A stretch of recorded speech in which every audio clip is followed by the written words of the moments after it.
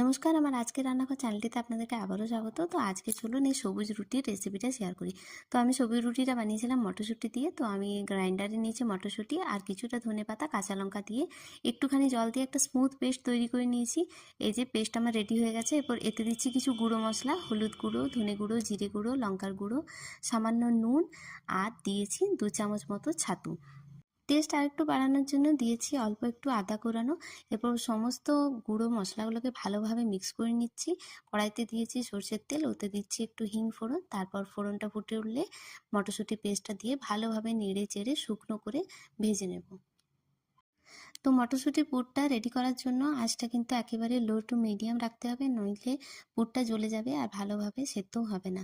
তো পুর রেডি হয়ে গেছে। এরপর আটা মেখে নিচ্ছি। আটাতে প্রথমে নুন দিয়ে ভালোভাবে মিক্স করে নিচ্ছি। তারপর পুরটা দিচ্ছি 2 চামচ মতো।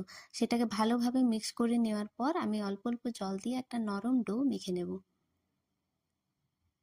আমার আটা মাখা হয়ে গেছে। তো আমি এখানে বলে রাখি, আমি মোটামুটি 7 থেকে 8টা রুটির জন্য 2 চামচ মতো পুর দিয়েছি। আপনাদের যদি আটার পরিমাণ বেশি হয়, মানে রুটির পরিমাণ বেশি হয়, তাহলে পুরের পরিমাণ বাড়িয়ে দেবেন। এরপর আমি রুটি বেলে রুটিগুলোকে সেঁকে নিচ্ছি একটা একটা করে।